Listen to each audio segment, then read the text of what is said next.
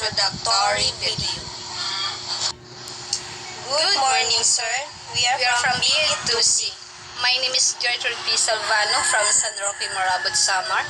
I'm 22 years old and this is my partner. My name is Aileen Conor Borgonya. I am from Barangay Bagong Silang, Babatong Leyte, 30 years of age.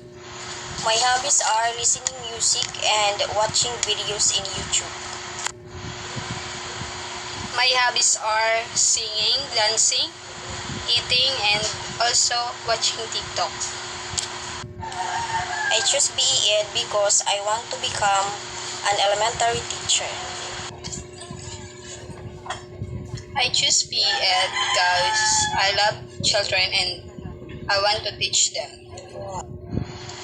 My motto is no regrets, just lessons learned. And my motto is, if you can dream it, you can do it. My talent as a creative. To turn into flower, heart, number, and letter. And also I love dancing and singing.